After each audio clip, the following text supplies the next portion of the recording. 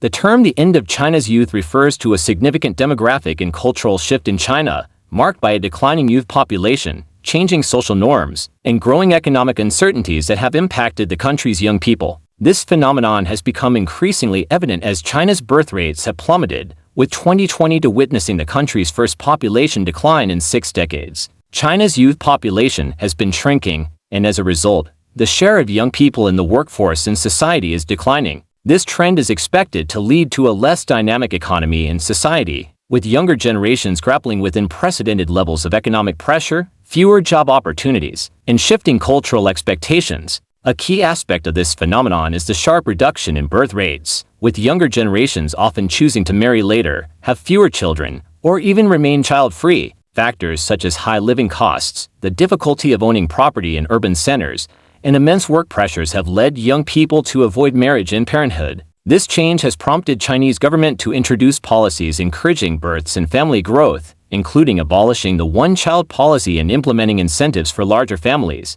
However, these policies have seen limited success, as economic realities and social values among the youth appear to override governmental incentives. The challenging job market has also played a significant role in changing the ambitions and lifestyles of China's youth. Economic growth in China has slowed, with the shift from manufacturing to service sectors creating fewer stable, well-paying jobs for young graduates. In recent years, youth unemployment rates have risen sharply, reportedly reaching 21.3% in June 2023, the highest on record. Many young people find themselves overqualified for the jobs available, leading to the so-called involution phenomenon where intense competition for limited opportunities leaves many disillusioned. This has contributed to the rise of trends like lying flat, opting out of career competition, and let it rot, choosing not to strive for traditional success. As young people express discontent with societal expectations, social media has amplified these sentiments, allowing young people to express dissatisfaction and debate the future of Chinese society openly.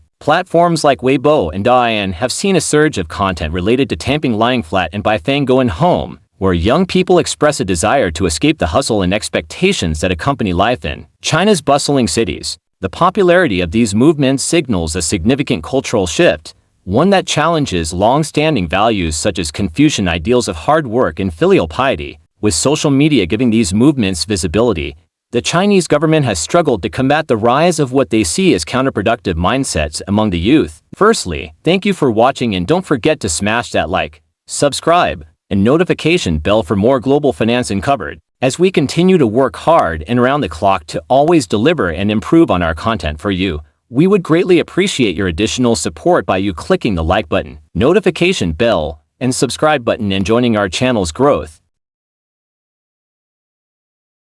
The catastrophic outcomes of China's one-child policy, coupled with a cultural preference for male children, have led to profound social and demographic challenges that continue to impact the country today. Introduced in 1980, the one-child policy aimed to curb population growth by restricting families to a single child, with few exceptions. This strict measure, enforced through financial penalties, forced abortions, and sterilizations, reduced the birth rate but created unforeseen social issues. For families bound by the policy, a deeply ingrained cultural preference for male heirs led many to seek ways to ensure a son, leading to imbalanced birth rates and a missing generation of women.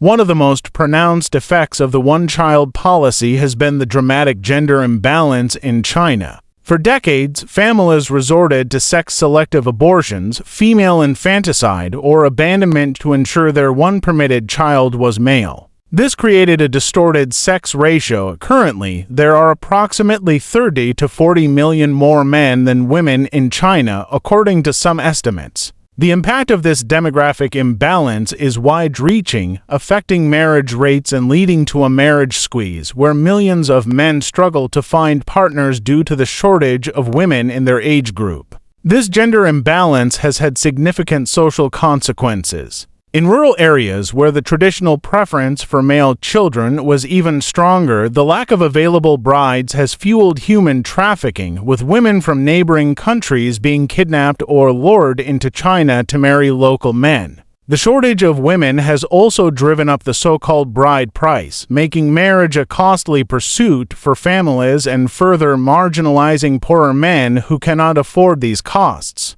The intense competition for brides has led to social isolation for many men, particularly in rural regions, exacerbating mental health issues and contributing to social unrest. Furthermore, China now faces an aging population problem exacerbated by the one-child policy. With the fertility rate well below replacement levels, fewer young people are available to support the elderly population, leading to significant pressure on social services, health care, and pensions. The one-child generation, often referred to as the 4-to-1 generation, finds itself in a position where each individual may eventually need to support two parents and for grandparents without siblings to share the burden. This demographic pressure has already started straining China's social safety net and has significant implications for economic growth, which relies on a productive workforce. The one-child policy also fostered a sense of isolation and pressure on the children growing up in single-child households.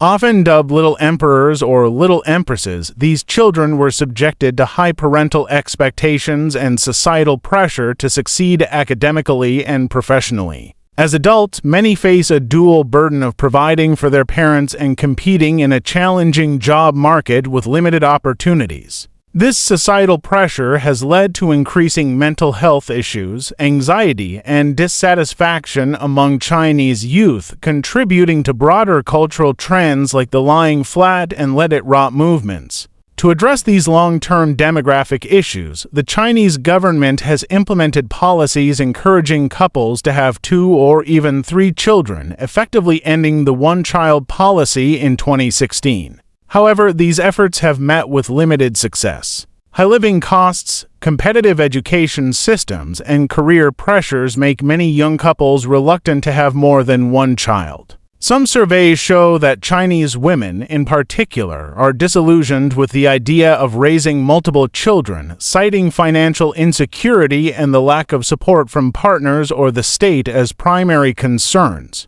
As a result, the birth rate has continued to fall despite government encouragement. The effects of the one-child policy have also influenced women's roles and societal expectations. The reduced female population has given some women greater leverage in choosing partners and negotiating marriage terms. However, traditional gender roles remain pervasive, and many women face pressure to balance careers with expectations around marriage and motherhood. Women who prioritize careers or delay marriage face social stigma, sometimes being labeled as leftover women by the media and society. This cultural clash has led to dissatisfaction among women who seek greater autonomy and equality but are still constrained by societal norms. Ultimately, the one-child policy and preference for male children have left a lasting legacy in China. The demographic challenges it created are difficult to reverse, with declining birth rates and an aging population posing threats to China's economic growth and social stability.